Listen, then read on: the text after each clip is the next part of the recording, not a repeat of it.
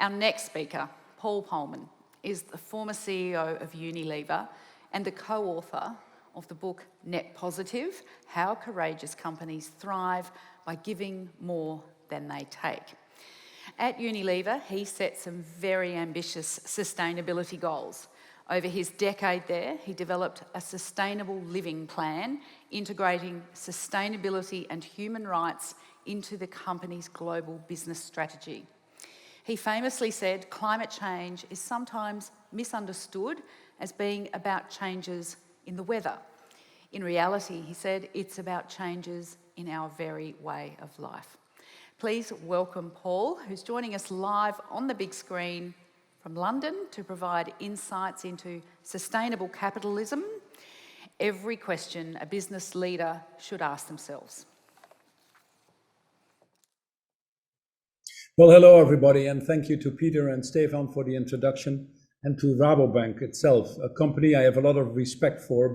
Today's theme that you've chosen, On the Journey Together, and the sub-themes of leadership, sustainability, solutions and vitality are more important than ever.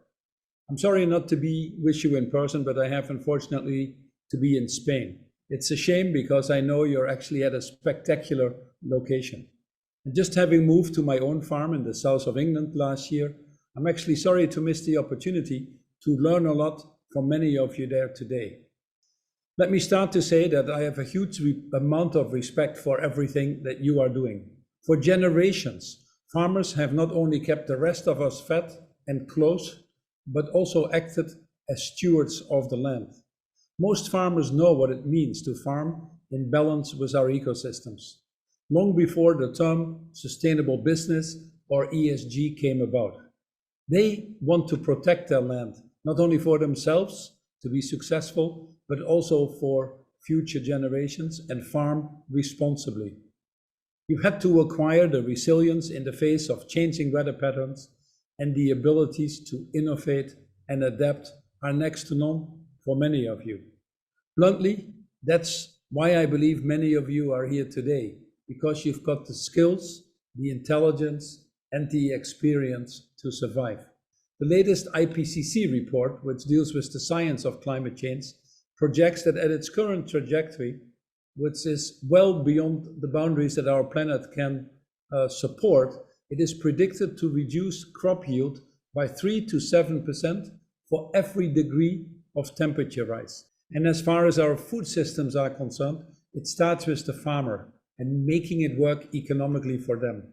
It is impossible to change our systems, to channel money into your directions, if we don't put the farmer central, if we don't ensure that the economics are actually better for farmers, many in the world who live actually close to poverty or below. So today I don't need to tell you what you already know. What we need now is for everybody else to get on board and to accelerate our actions. As seen on the agenda, from the innovations to partnership, including PACT, this is largely driven by many of you in form of partnership with each other together. Because you are seeing not only the risk mitigation that needs to happen, but you're also starting to see the enormous opportunities. In fact, opportunities where the cost, driven by the fact that the cost of not acting and dealing with these burning challenges like climate change are actually rapidly becoming higher than what it would cost us to act. Deloitte put a recent study out, which was quite typical of what we see right now, where if we would go unabatedly on our current trajectory, which would lead us to anywhere between 2 and 3% global warming, we would actually incur by 2070 an incremental cost to our global economic system of well over $160 trillion, where we actually to take mitigating actions, of which nature-based solutions are a big part, and stay well below the 2 degrees, we would actually incur a benefit of $43 trillion. And this is why most of the people in the world are now starting to move. 4,000 companies representing about $38 trillion in value are committed to what is called science-based targets. That number is double from a year ago. Governments are equally moving. including in your country. 91% of the carbon emissions are now covered by net zero pledges from governments. Financial markets are moving. It's about 60% of the world's assets under management, which is about $70 trillion, are now committed with their portfolios to net zero emission targets. And I don't have to tell you that increasingly the citizens of this world are demanding changes. In fact, 2/3 of people are now more likely to buy brands that are aligned with their values and are the ones that are solving the societal problems versus any other. If we are 30% of the issue that needs to be addressed, it also turns out that we are 30% of the solution, moving to reforestation, tackling the issues of methane in our value chain, of food waste, and increasingly moving to regenerative agriculture across the world is probably becoming one of the biggest opportunities. And not only that, it is less capital intensive than many other opportunities, and it actually shows faster results. And study after study across the world is pointing at the attractiveness of the payout. So addressing the food system is central to achieving our net zero targets, as well as our biodiversity targets that the world is increasingly aligned on. The companies who increasingly want to be part of the solutions, I believe, are not only the ones that will survive, but increasingly actually will thrive. And there are elements that point to that direction that already showed us. In fact, many of the studies show that transforming our food systems to a more sustainable and more resilient food and land use system would actually avoid not only about $6 trillion worth in damages to humans and planet, but actually could generate over $4.5 trillion each year of positive benefits. And yes, at the same time, create opportunities for about 80 million more people to be in employment. In the face of the extreme weather events, regenerative agriculture practices can reduce the yield losses by up to 50%. Many of you, I believe, are doing all you can to make your operations more efficient. That's what good business people do. But we also have to acknowledge that collectively, we are not getting there yet at the speed and scale needed.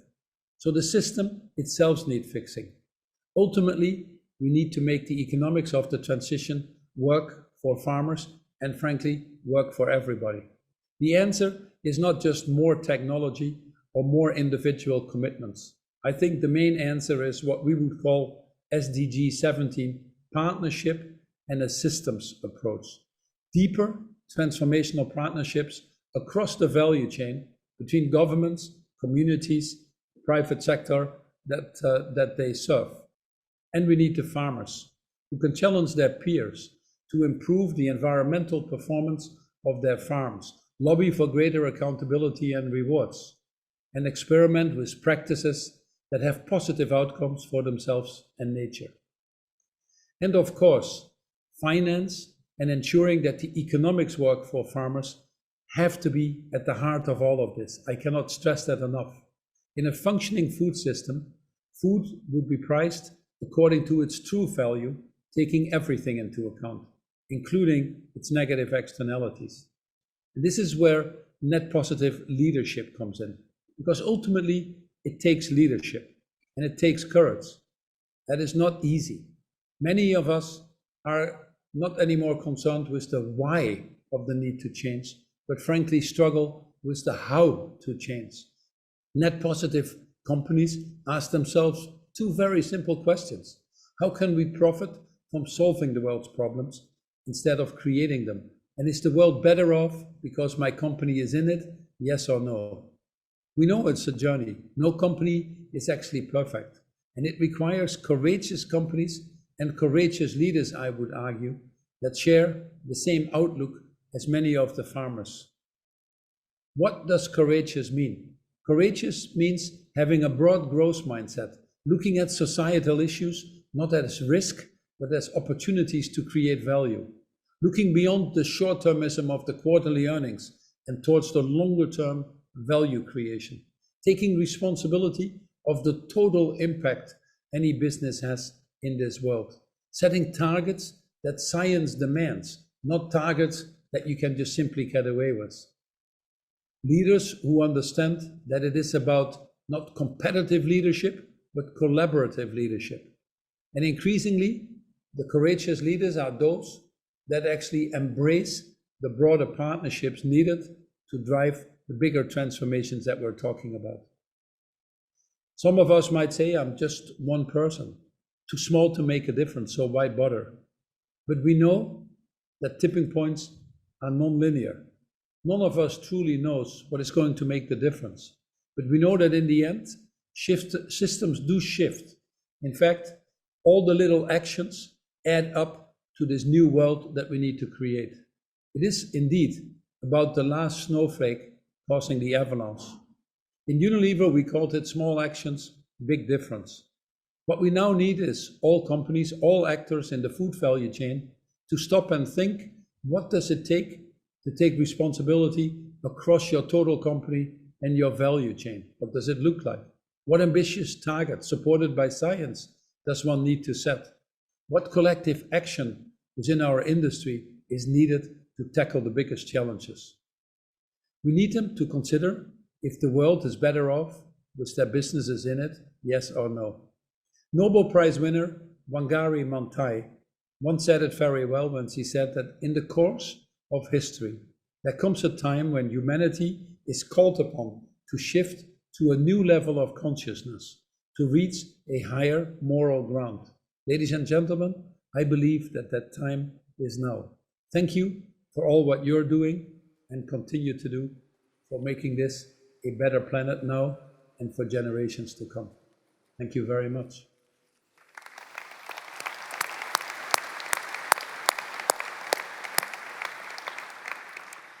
Paul, what an insightful look at how any business can embrace sustainability and still be profitable. Paul, we've received a few questions from the audience, which we were hoping that you could cover off for us. The first one is, during your time at Unilever, what were the key internal challenges to overcome to transition the company, its leaders and staff to act and do net positive and not just pay lip service? Well, first it is to recognize that this transformation is not easy. It's a scale and speed that we've never had before. In fact, it is much bigger than the scale of the Industrial Revolution, and the speed with which we need to implement the changes are much bigger than the technological revolution. The book Net Positive outlines the steps to implement these changes internally in detail, but for brevity and the limited time that we have, it means that any change we implement starts with changing ourselves at the individual level. We cannot be a purposeful company if we're not purposeful ourselves. We cannot be a sustainable company, frankly, if we're not sustainable ourselves. The second step is for all of us, wherever we are in our value chain, to take responsibility for the full impact that we have in society and measure that impact. Many companies think still that they can outsource their value chain and also outsource their responsibilities. That doesn't work anymore. When I'm in Unilever and I'm in the food business, then I'm also responsible for slave or child labor that might happen in my value chain, for deforestation that might be illegal, for food waste and loss, and on the other side, perhaps for the issues of obesity and related health issues. You have to take responsibility of your total impact. And then companies need to be more courageous to set the targets that are needed. Frankly, many companies are setting targets that they can get away with, paying to some extent lip service. The real companies that are well positioned for the future understand what is needed and set also their objectives. Targets that I call targets to win versus targets of not to lose. And then last but not least, in our book, we talk about the need to embrace these broader partnerships. The challenges that we have in society, as you've seen in Australia as well, the things that need to change are of such magnitude that we can't do that alone. The issues of deforestation next door to you in Indonesia, the issues of plastics in the oceans all around you, the issues of food waste, these are issues that need to be tackled together. I work now with the fashion industry and many parts of the food industry to move to things like regenerative cotton or regenerative agriculture, which is really starting to take off. And these things require us to collectively deal with them. Now, the challenges that Unilever was facing when they were implementing is that the realization that changing values in a company take time. You need to create a culture that embraces the right mindset, that can do everything, that makes these tougher choices, that focuses on the longer term. And that simply takes time. Many companies are not set up, nor are their activity systems set up to achieve that overnight. And then brands themselves, boards themselves, the boards themselves need to be more open. In many companies, boards are still not totally competent as far as climate change is concerned, or these more sustainably related directions that we need to go to. And it is very important in every company that we get a board behind you when you make these changes of the magnitude that we're talking.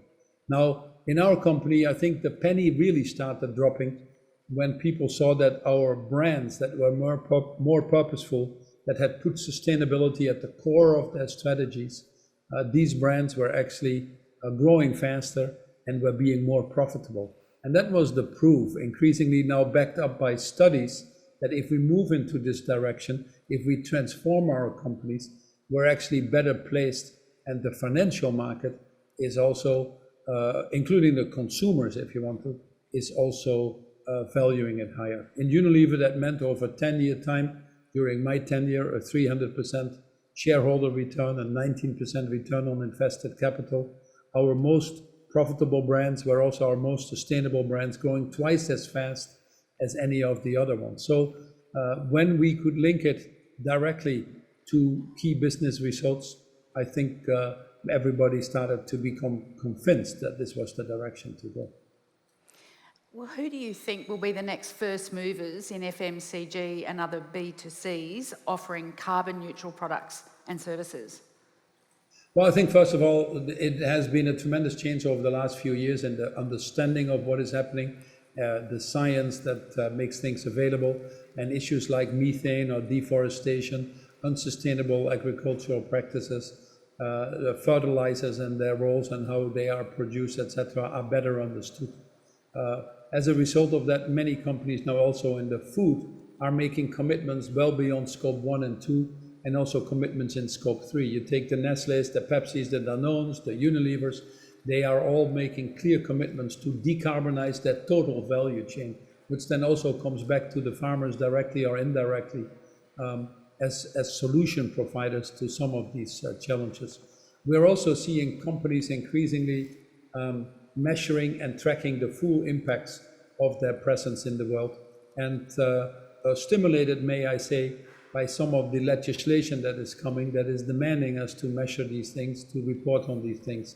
Is my company diverse? What does that mean? What are the social conditions that my company stimulates or not? What are the carbon emissions across the total value chain? The water usage, am I associated with human rights violations or not? All that is rapidly becoming a part of the continuous communication of companies.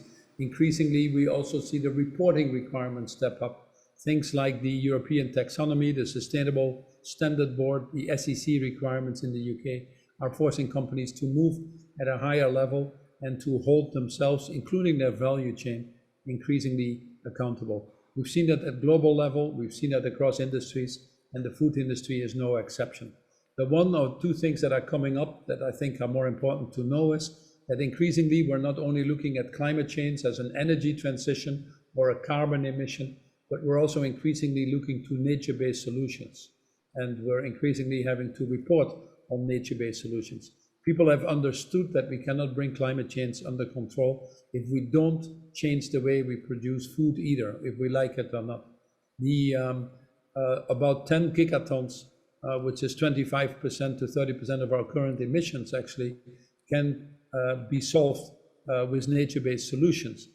We are also starting to realize increasingly that nature is probably one of our biggest providers of value to our business models, and you as an audience know that more than ever, but we're not actually valuing it as much as we should. And then we see coalitions evolving. That's probably the other trend. Companies doing well are the ones that are part of the broader coalitions, the first mover coalitions, where people come together and say, we're creating enough demand for green fertilizer, a highly carbon emitting process currently, but together we're going to green ammonia and converting it and ensuring that we arrive at competitive cost. Companies going together, implementing systems like agroforestry, exploring alternative incomes like a carbon market for nature and nature protection, moving to new crops like seawater agriculture, regenerative agriculture, and getting rewarded for keeping carbon into the ground, etc. New innovative business models that are driving or positioning these companies. And then the last and final trend I probably might point out is technology. Farming might have been seen by many as a low technology industry. I would partly disagree with that. But what you've seen also in this conference, the power of digital, the power of AI, the power of analytical tools that are coming in. The soil health analytics would be an example of that. The organic-based fertilizers I talked about. The opportunities we now have to significantly reduce methane from livestock by different feeding patterns. This is an industry that is rapidly being disrupted by technology. And again, the companies that understand these trends, embrace them, at times work together in these broader partnerships that are now being created. Partnerships like the Food Collective, the Sustainable Market Initiative, the World Economic Forum Carbon Coalition, or the OP2B platform coming out of France. These are the type of companies that I think are increasingly better positioned. And frankly, the ones that don't will be not only out-legislated increasingly. I always say it's better to make the dust and eat the dust and stay ahead of the trend of the legislators. But I also think increasingly we can see that companies that continue to deny those trends, don't want to be part of the solution, are increasingly voted out of office, if you want to, and heading for the graveyard of dinosaurs. Paul, are you practicing regenerative ag on your new farm? And what have you learned and what have you been challenged by that you didn't anticipate? Well, it is tough to be a farmer, and I certainly anticipated that part of it. It's hard actually to make a decent living if you're a smallholder farmer, which we are in the south of England, and we have about 300 cows on the property and provide for them. There is some rewilding going on, and we try to obviously get to soil enrichment, an important indicator for all of us. But what you see is that if you want to make this transition from relatively unsustainable farming practices to sustainable farming practices, farmers need help. To enrich the soil again and put cover crop on there often means investments. It also means several years of lower yield in many parts of the world. Equipment needs to be bought and adapted if you move to no-tilling practices, for example. So what we see is that ultimately, if you make these transitions, and many of the farm communities that we talk to, healthier soil often means higher yield, better nutritional values, better resistance to changing climate patterns, lower input costs. There are many benefits for that, especially showing up when climate change is putting stress in the system, but that transition also requires help. We have a system in the world where data and definitions are not very well aligned yet and sometimes working in different directions. We have countries that have not fully internalized the opportunities that climate mitigation also needs nature-based solutions, which brings you also to the food systems, so that regulations might not be very helpful. And we really have not enough financing going in the direction of the farmers to help the farmers. Ultimately, these changes are only going to happen if the farmer can see that they're better off, if their livelihoods are improving, which is desperately needed in many parts of the world. And so in all of this, we have to keep the farmer central. And having bought a farm, I can definitely testify to the fact that in many things, people are being thrown at us that probably come from places that are not quite familiar with the challenges and the responsibilities that farming brings. So I'm happy to be a farmer, to be honest, and it is the right time to farm. I think undoubtedly there are enormous differences from region to region as you want to, but to be able to celebrate the opportunities to feed this world, to be able to do that in a more responsible and equitable way, to be able to live in harmony with Mother Nature, to be able to protect that now and for future generations is just simply a privilege. And being part of that, I think, is just as I say, a privileged position to be able to do that. Well, as a visionary, how do you influence action with urgency, given people are often sceptical until success is proven? Yeah, that's right. But in this case, it's better to be on the train than not, because the train has left the station already. As I said, it's better to make the dust than eat the dust. Many things, there are too many trade-offs still, and we can't do it. But the people that understand that, that have the and mentality instead of the or mentality, that don't see this only as risk mitigation, but seizing an enormous opportunity, are already positioning themselves very well. So, and we're seeing that happening. We're seeing that bifurcation happening in many of the industries. There's no doubt that the pressure is going up on our planetary boundaries in the next few years, that we see more demands and signals coming from governments and from NGOs and from the consumer at large. So it's better to be ahead of the trend. So people that internalize the challenges of climate change, that set an internal price on carbon, that look at nature-based solutions, that embrace the technologies that are now available, I think they are not only more responsibly running their businesses, but they're increasingly also the more desired businesses that we want to keep around. Regenerative agriculture right now, if we take that as an example, is valued at about a 10 billion business that we see, but it's probably one of the fastest growing businesses. The US IRA, the Inflation Reduction Act, has an enormous stimulating element in there. In Europe, the farm to fork package that we have behind the Green Deal is trying to stimulate that conversion.